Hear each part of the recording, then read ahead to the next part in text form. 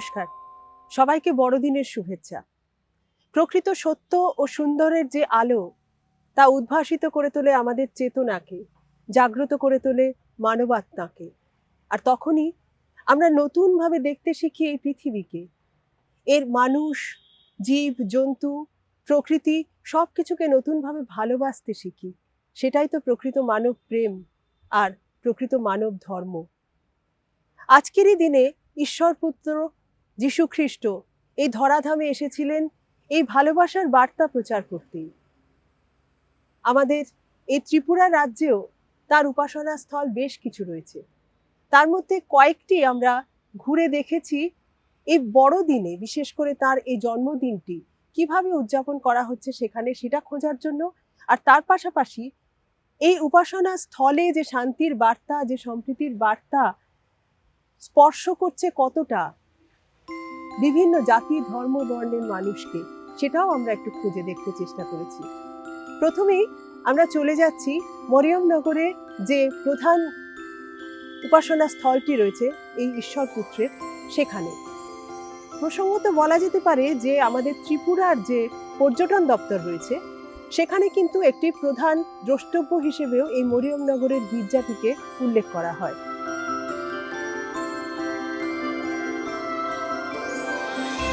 Mariamnagar church আমাদের ত্রিপুরার একটি বিখ্যাত জায়গা। এখানে শুধুমাত্র যে খ্রিস্ট ধর্মাবলম্বীরাই আসেন তা না, বিভিন্ন ধর্মের মানুষ বিভিন্ন সময়ে এখানে ভিড় জমান।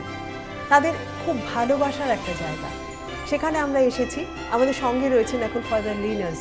তার সঙ্গে এখন আমরা কথা বলে নেব, এই গির্জার সম্পর্কে কিছু জেনে নেব তার থেকে। গির্জা সম্বন্ধে এই মরিয়মনগর চার্চ, সেটা আমরা সবাই বলি, কিন্তু এই মরিয়মনগর চার্চের একটা নাম আছে। সেই নাম হচ্ছে শান্তির রানী ক্যাথলিক চার্চ। আচ্ছা। এই গির্জাটা হচ্ছে আমাদের এই ত্রিপুরা রাজ্যের মধ্যে সর্বপ্রথম খ্রিস্টানদের গির্জা। আচ্ছা আচ্ছা আচ্ছা। এই গির্জাতে প্রচুর লোক, এখানে জাতি, ধর্ম, বর্ণ নির্বিশেষে প্রচুর মানুষেরা এখানে প্রার্থনা করার জন্য এখানে আসে। অধিকাংশ লোক এমনি ঘুরতে আসে না, কিন্তু প্রার্থনা করার জন্য এখানে প্রচুর মানুষ আসছে। আমি আসলে এই 4 বছর ধরে আমি এখানে আছি। মাঝে মাঝে মানুষ এখানে এসে, ফাদার গির্জাটা একটু খুলে দিন, আমরা একটু শান্তভাবে একটু প্রার্থনা করার জন্য। তখন আমরা মাঝে মাঝে বলে দিই, ফটো টটো কোনো কিছু তুলবে না, প্রার্থনা করতে থাকলে ঠিক আছে, গির্জাটা খুলে দেবো। তখন অনেকজন আসলে মানুষেরা গির্জার ভিতরে এসে প্রার্থনা করে, ফাদার এখন মনটা একটু শান্তি পেয়েছে, আবার আসবো, ধন্যবাদ, এই ধরনের কথা বলে অনেক মানুষেরা চলে যায়, আবার ওই মানুষেরা আবার চলেও আসছে। তো বড়দিনটা তো একটা বিশেষ উৎসব, এই মানে সব থেকে বড় উৎসব বলা যায় সেটাই। সেদিন কি হয় এখানে, কিভাবে উদযাপন হয় আর কি? ডিসেম্বর মাসে 25 তারিখ, সেটা হচ্ছে আমরা আমাদের ঈশ্বর প্রভু যীশু খ্রিস্ট মানুষ হয়ে এই পৃথিবীতে জন্ম দেওয়া হয়েছে। সেই দিন আমরা সবাই মিলে জাতি, ধর্ম, বর্ণ নির্বিশেষে আমরা সবাই মিলে একসাথে আমরা পালন করি। শুধু সেটা খ্রিস্টান সম্প্রদায়ের জন্য মাত্র নয়, সব জায়গা থেকে মানুষেরা এখানে আসে প্রার্থনা করার জন্য, এবং বিশেষভাবে এখানে একটা মানত মানুষেরা করে থাকে। সেই মানতের সম্বন্ধে আমি তো আসলে একটু বলতে চাই। সেটা হচ্ছে এখানে মোমবাতি লাগিয়ে মানুষ প্রার্থনা করে সেই দিন, কারণ অনেকজন মানত করে। আমি তো বিভিন্ন ধর্মের মানুষেরা এখানে এসে মানত করে যাই। তারপরে 25 তারিখ আমি আসবো, মোমবাতি জ্বালাবো যিশুর নামে প্রার্থনা করার পরে। এটা হচ্ছে এমন একটা সাক্ষ্য রূপে ওরা এখানে এসে সেই দিনে সন্ধ্যাবেলায় এখানে মোমবাতি জ্বালিয়ে ঈশ্বরের কাছে প্রার্থনা। বড়দিনের অনুষ্ঠানটা তাহলে মূলত সন্ধ্যাবেলায় হচ্ছে? সন্ধ্যাবেলায়। সকাল থেকে কোনো প্রার্থনা বা কিছু এরকম উদযাপন কিছু? সকালে 11টার সময় 8টার সময় এখানে সকালে পবিত্র খ্রিস্টজাগ আছে। সন্ধ্যাতেও এখানে আমাদের ডাইসিসের আমাদের বিশ্ব মহোদয় তিনি আসবেন এখানে মিশা দিতে। সেই দিনে এখানে গোশালা উদ্বোধন হবে। গোশালাতে যিশুকে রাখা হবে। তারপর থেকে আসল ক্রিসমাসটা শুরু হয়। সেটা ওই দিনই হয়, ওই দিনে 25 তারিখে। এবং আমাদের এখানে প্রতি মাসে দ্বিতীয় শনিবারে এখানে সকালে 9:30 থেকে 3:30 পর্যন্ত শান্তির জন্য এবং সুস্থতার জন্য বিশেষ প্রার্থনা এখানে চলতে থাকে। আচ্ছা, আচ্ছা, সেটা আমাদের এই ত্রিপুরার মধ্যে শুধু একটাই জায়গাতে, মানে এটা হচ্ছে একটা রিট্রিট সেন্টারও আছে এখানে, মানে প্রার্থনার জায়গা আছে এটা। এটা এমনি চার্চ মাত্র নয়, এটা প্রার্থনার জায়গা আছে। এখানে অনেক মানুষেরা প্রার্থনা করার জন্য বিভিন্ন উদ্দেশ্য নিয়ে, আর্থিক সমস্যা এবং শরীরে ব্যক্তিগত সমস্যা যা আছে এগুলো সব নিয়ে সেকেন্ড স্যাটারডেতে এখানে মানুষেরা প্রার্থনা করতেও এখানে আসে, আমরা আশীর্বাদ করে পাঠিয়ে দিই।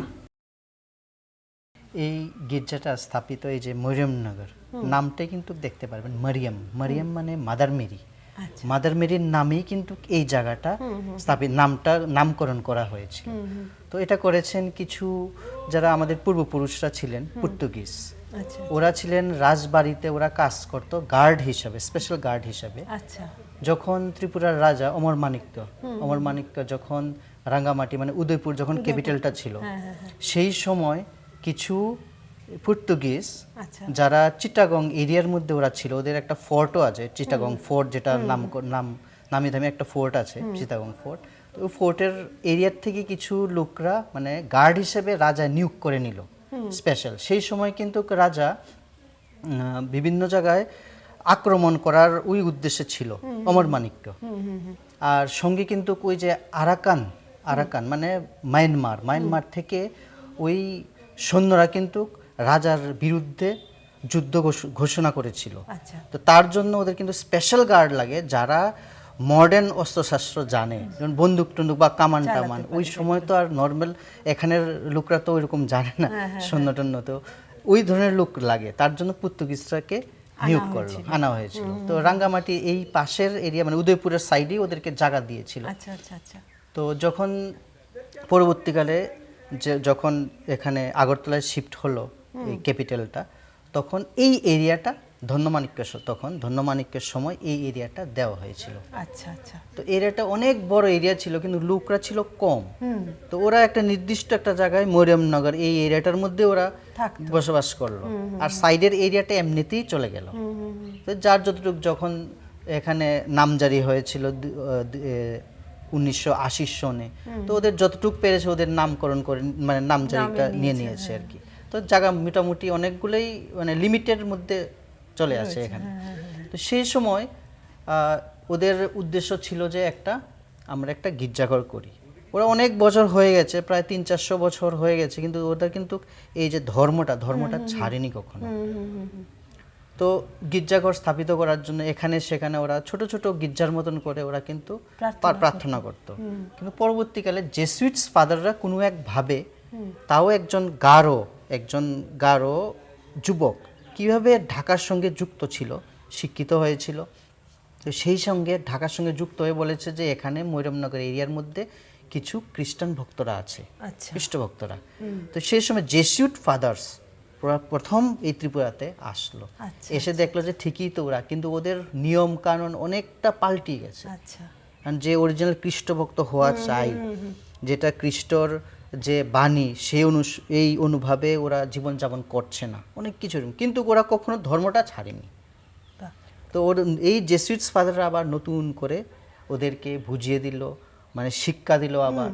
পরবর্তীকালে এই এরিয়ার মধ্যে যে গির্জাঘরটা, যদিও কিছু বছর আগে একটা পাল্টানো হয়েছে সামনের দিকটা, ফেসেটটা, কিন্তু এটা অরিজিনাল স্থাপিত হয়েছিল 1954। সেভাবেই এই গির্জাটা স্থাপিত হয়েছে। তো এখন আমাদের যে পর্তুগিজ যারা আছে, আপনারা দেখবেন বিভিন্ন টাইটেল আছে, টাইটেল যেমন ডিসুজা, ডিসিলভা, লাগার্ডো, মার্চার, এগুলো কিন্তু সব পর্তুগিজ টাইটেল। কিন্তু ওদের নাম, যেমন আমার নিজের নাম হচ্ছে বিপ্লব লাগার্ডো। বিপ্লব হচ্ছে বাঙালি শব্দ, আর লাগার্ডো হচ্ছে পর্তুগিজ, মানে টোটালি আমরা মিক্স। কালচার দিক থেকে বলুন, ড্রেসের দিক থেকে বলুন, ভাষার দিক থেকে বলুন, সবগুলো এখন বাঙালি কালচারটাকে আমরা অ্যাডপ্ট করছি। এমনকি আমাদের বিয়েটি যখন হয়, যেটা যতটুক গির্জার ভিতরে হয় ততটুক তো ঠিক আছে, কিন্তু বাকিটা যেটা কালচারালি যে চান করানো, যেটা গায়ে হলুদ মাখা, এটা তো পুরোপুরি আমরা বাঙালিটাকেই ফলো করছি। তো একটা মানে টোটালি একটা মিশ্র একটা হয়ে গেছে। কিন্তু কিছু কিছু এর মধ্যে আমাদের ভাষার মধ্যে কয়েকটা শব্দ আমরা ব্যবহার করি, যেগুলো দেখা যাচ্ছে এখনো কিন্তু এটা পর্তুগিজ শব্দগুলা রয়ে গেছে। যিশু বলে গেছেন, তোমার প্রতিবেশীকে নিজের মতো করে ভালোবাসো। যারা তোমাদের ঘৃণা করে তাদেরকেও ভালোবাসো, যারা তোমাকে তাড়না করে তাদেরকেও ভালোবাসো। কেউ যদি তোমার জামা কেড়ে নেয় তাহলে তুমি তাকে উত্তরীয়টি দান করে দাও। আর মুসলিম ধর্মে যদি দেখি, হযরত মুহাম্মদ মানব প্রেম নিয়ে কি বলেছেন? বলেছেন যে যারা আল্লাহর উপর ভরসা করে তাদের হৃদয় পাখির মতো কোমল। তোমরা নিজেদের মধ্যে ভালোবাসার বিস্তার ঘটাও। তুমি দয়ালু হও, আল্লাহ তোমাকে দয়া করবেন। তুমি ক্ষমা করো, আল্লাহ তোমাকে ক্ষমা করবেন। আর হিন্দু ধর্মে গীতায় কি বলা আছে? গীতায় বলা হচ্ছে প্রেম কোনো বাহ্যিক বস্তু বা ব্যক্তির জন্য নয়, মানবাত্মার শুদ্ধ প্রকাশ হচ্ছে প্রেম। ঈশ্বরকে ভালোবাসাই হচ্ছে চূড়ান্ত মানব প্রেম, যা কিনা সমস্ত জীবজন্তুর প্রতি ভালোবাসায় প্রকাশিত হয়। জ্ঞানী ব্যক্তি সব জীবের মধ্যে একই আত্মা দেখতে পান, আর সেই জন্যেই তিনি কোনো কিছুতে বিভেদ করেন না, সব কিছুতে সমভাব পোষণ করেন। সেটাই হলো প্রকৃত মানব প্রেম। তো এই যে ভিন্ন ভিন্ন ধর্মে এই মানব প্রেমের বার্তা, এটা আমাদের কি শেখায়? যে সমস্ত ধর্মই মূলত এক। আমরা এখন যেখানে যাব সেটি হিন্দু ধর্মের একটি উল্লেখযোগ্য প্রতিষ্ঠান, রামকৃষ্ণ মিশন। সেখানে এই ঈশ্বর পুত্রের আবির্ভাব দিবসটি কিভাবে উদযাপন করা হয় এবং কেনই বা উদযাপন করা হয়? এখানে আমাদের সঙ্গে আমরা পেয়েছি এখানকার যিনি সম্পাদক, স্বামী অমর্ত্যানন্দ মহোদয়। তার সঙ্গে আমরা কথা বলবো। আসলে এই ভাবনাটা নিয়েই আমাদের কথা, যে সব ধর্মই আসলে এক। মানুষ নিজেদের মধ্যে অযথা ভাগাভাগি করেছে, বিভেদ করেছে, কিন্তু ঈশ্বর যিনি, তার কাছে কিন্তু সবাই সমান। আর ঈশ্বরও সেই একজনই। এটা রামকৃষ্ণদেব তার জীবনে বিভিন্নভাবে পরীক্ষা করে দেখিয়ে গেছেন যে যত মত তত পথ। তো আমরা আজকে তার সাথে কথা বলবো এই ব্যাপার নিয়ে, যে এই যে বড় দিন, ঈশ্বরপুত্র যীশু খ্রিস্টের জন্মদিন যেটা, সেটা এইখানে কিভাবে উদযাপিত হয়, সেই বিষয়টি নিয়ে আমরা একটু জানতে চাইব আপনার কাছে। নমস্কার। আমাদের মঠ এবং মিশনের একটা ইতিহাস আছে। যখন শ্রীরামকৃষ্ণ দেবের অনেক সন্তান, নরেন্দ্রনাথ সহ, তারকনাথ সহ তারা একত্রিত হলো, একদিন ওয়েস্ট বেঙ্গলে হুগলি জেলায় আটপুর গ্রামে তার এক সন্ন্যাসী শিষ্য তারক মহারাজ তার মা ত্যাগী সন্তানদের নিমন্ত্রণ করলেন। তখন নরেন্দ্রনাথ সহ আরও কয়েকজন আটপুরে যান হুগলি জেলায়। সেখানে এই 24শে ডিসেম্বর 1886 ওখানে গান বাজনা করতে লাগলেন। রাত্রে হঠাৎ ধুনি জ্বালিয়ে ত্যাগ, বৈরাগ্য, রামকৃষ্ণদেবের যে আইডিয়া, আদর্শ, সে নিয়ে আলোচনা করত। সেটা করতে করতে স্বামী বিবেকানন্দ জিসাস খ্রাইস্টের সম্বন্ধ নিয়ে এলেন। আচ্ছা।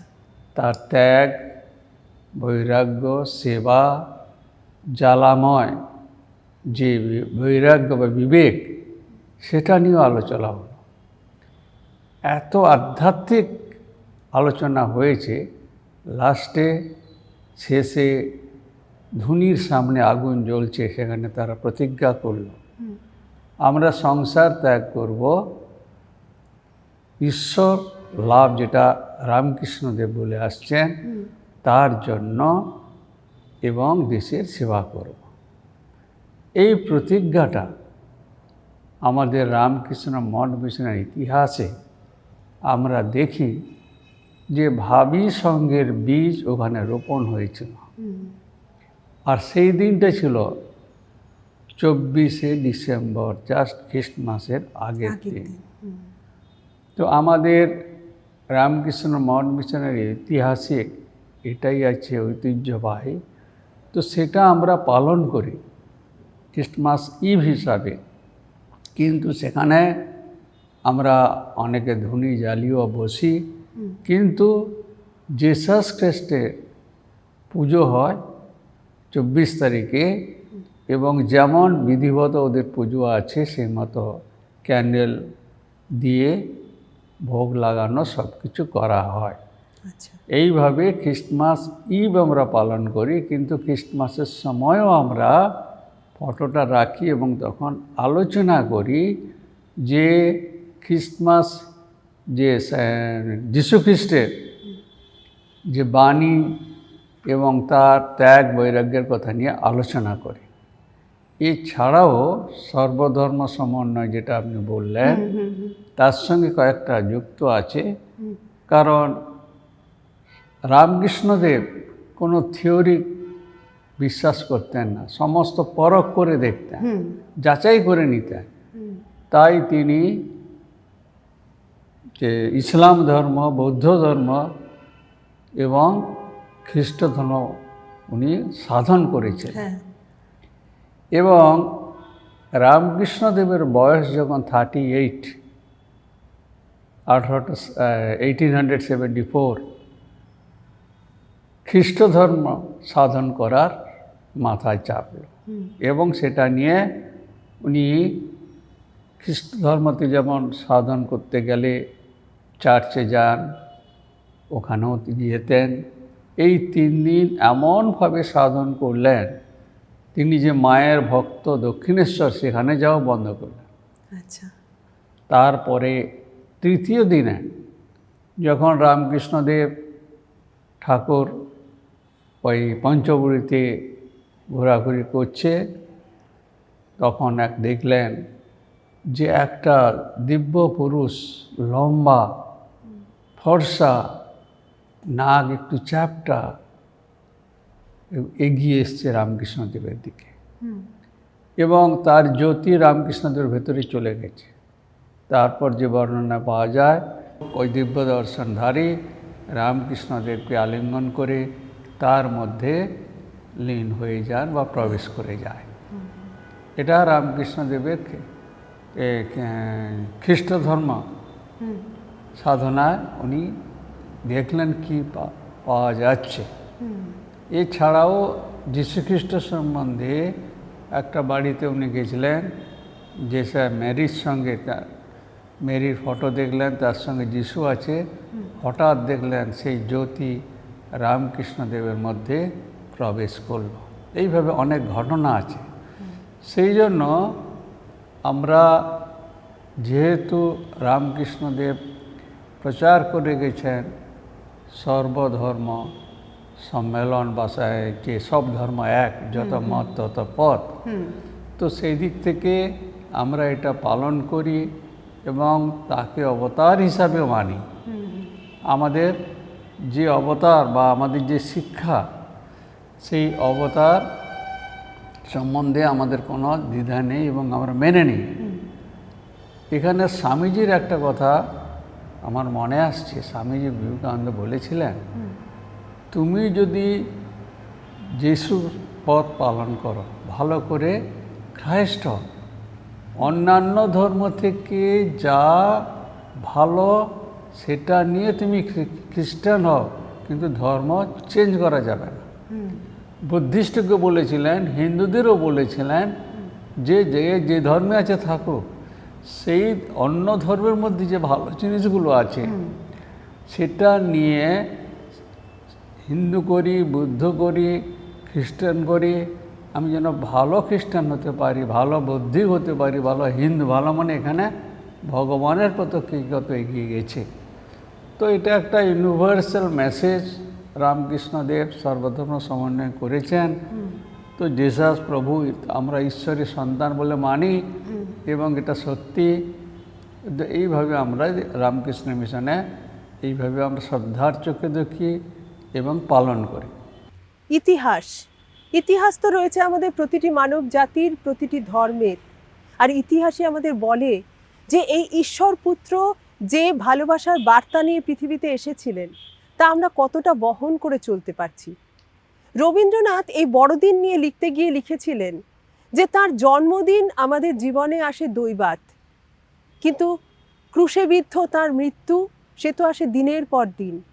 আজ বিশেষ দিনে জানি দেশে দেশে গির্জায় গির্জায় তার স্তবধ্বনি উঠছে, আর গির্জার বাইরে রক্তাক্ত হচ্ছে পৃথিবী ভ্রাতৃহত্যায়। এ বড় নির্মম সত্য আমাদের জীবনে, তাই না?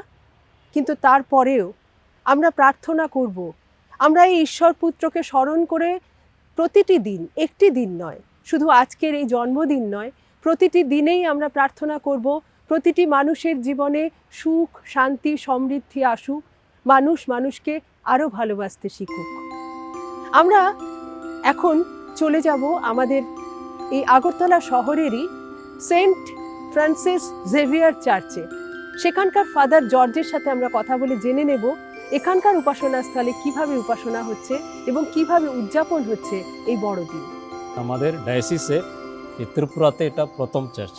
আচ্ছা, প্রথম হুম, মানে বড়, মানে এটা বলে বড় অনুষ্ঠান সবাই এদিকে হয় বলে। এটা কত বছর হলো তাহলে আছে? মানে আমরা তো আগে 2021 ছিল একটা মানে ছোট চার্চ, সেন্ট আচ্ছা। Joseph church. ছোট হ্যাঁ, চার্চ ছিল। ওই পরে আমাদের ডায়াসিস জন্য ত্রিপুরার জন্য একটা বড় চার্চ লাগবে। আচ্ছা, তো এটার জন্য আবার আমাদের বিশপ লোমন এটা মানে একটা ক্যাথিড্রাল চার্চ বানাইছে 2021।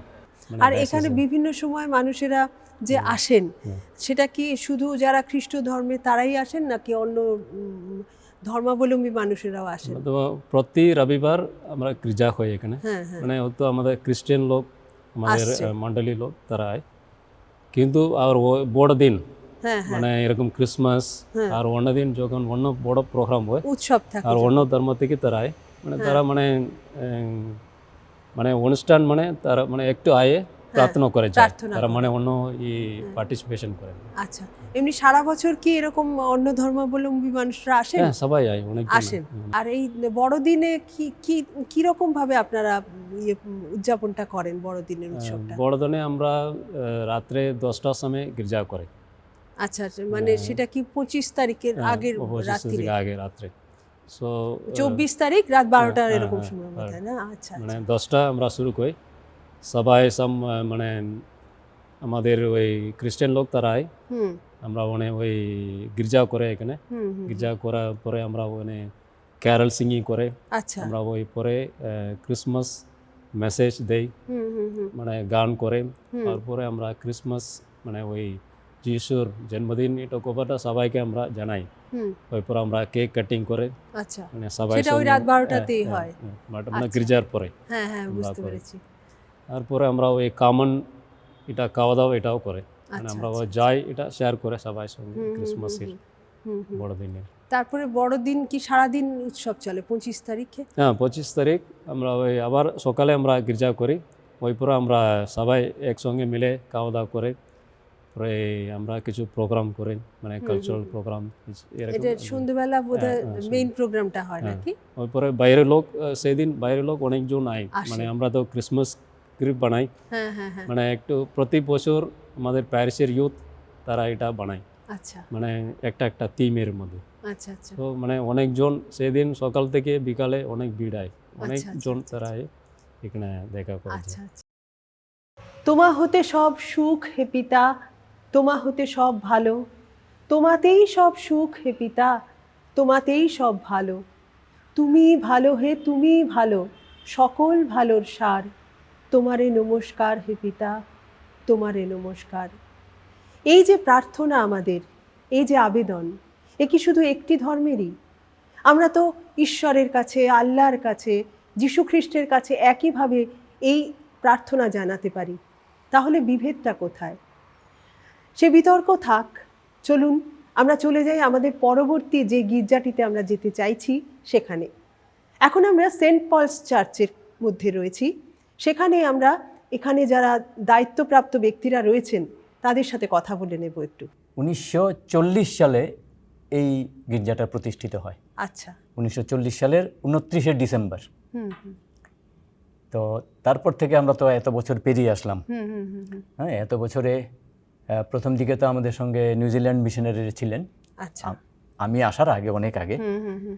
তারপর থেকে সব আমরা, কারণ এখন আমাদের প্রত্যেকটা গির্জা বা মণ্ডলী হুম, স্বয়ংশাসিত বলতে পারেন।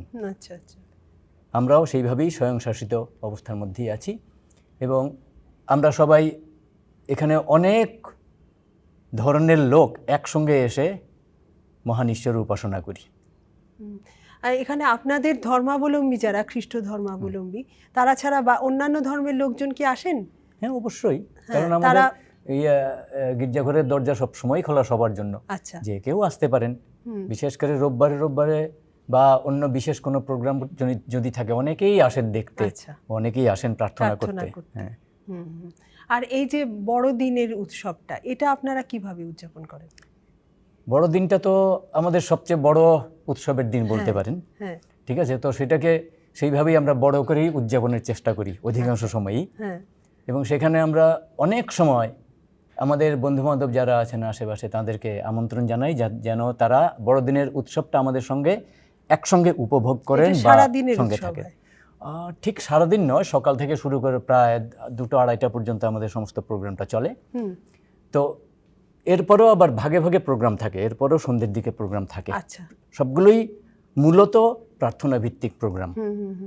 তো এখানে অনেকেই আসেন, আমাদের সঙ্গে থাকেন, এমনকি এমন মুখও আসেন যাদেরকে আমরা কখনো দেখিনি, মানে তারা কি সম্পূর্ণ অপরিচিত। আপনাদের ধর্মের নাকি না, অন্য না, না। ধর্মাবলম্বী? হ্যাঁ, অন্যরা কেউ তারা আসেন এখানে, কারণ অনেকেই জানেন এখন গুগলেও তা আছে এই মণ্ডলীর নাম, এই চার্চের নাম। সেই জন্য ওনারা গুগল সার্চ করে করে এখানে চলে আসেন বাহ, বড়দিন উৎসবটা জয়েন করার জন্য। হ্যাঁ হ্যাঁ। জয় মানব ধর্মের জয়। একটি দিন বড়দিন হয়ে ওঠে তখনই যখন তা শুদ্ধতায়, পবিত্রতায় সমস্ত মানবাত্মার মুক্তির ঘোষণা করতে পারে। আজ ঈশ্বর পুত্রের জন্মদিবস। আমরা সমস্ত হিংসা দেশ ভুলে, সমস্ত ধর্মের বিভেদ ভুলে যদি এক হয়ে মিলতে পারি, তাহলেই বলবো সেই ঈশ্বর পুত্রকে যথার্থ শ্রদ্ধা জানানো হবে। আজ যেন আমরা সমস্ত উদ্ধত মাথা ধুলায় নত করতে পারি, সমস্ত চোখ দিয়ে অশ্রু বয়ে যাক। বড়দিন নিজেকে পরীক্ষা করবার দিন, নিজেকে নম্র করবার দিন। তুমি আমাদের পিতা, তোমায় পিতা বলে যেন জানি, তোমায় নত হয়ে যেন মানি। তুমি করো না রোষ, হে পিতা, হে দেব, দূর করে দাও যত পাপ যত দোষ।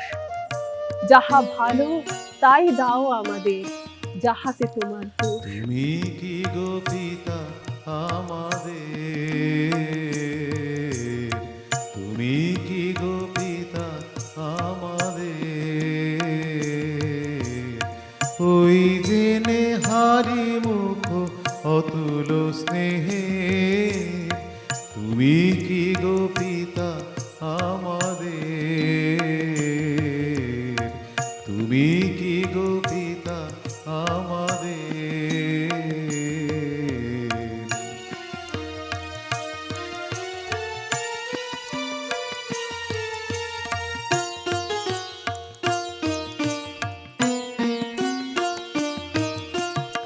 ওই যে নয়নে তব অরুণ কিরণ নব, ওই যে নয়নে তব অরুণ কিরণ নব, বিমল চরণ তলে ফুল ফুটে প্রভাতের, তুমি কি গো পিতা আমাদের,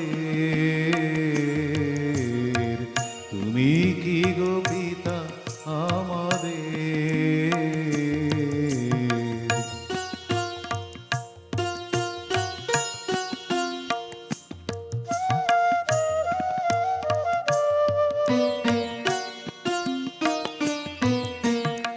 ওই কি স্নেহের রবে ডাকিছ মোদের সবে, ওই কি স্নেহের রবে ডাকিছ মোদের সবে, তোমার আসন ঘেরি দাঁড়াবো কি কাছে গিয়া, হৃদয়ের ফুলগুলি যতনে হৃদয়ে তুলি, হৃদয়ের ফুলগুলি যতনে হৃদয়ে তুলি, দিবে কি বিমল করি প্রসাদ সলিল দিয়া, তুমি কি গো পিতা আমাদের,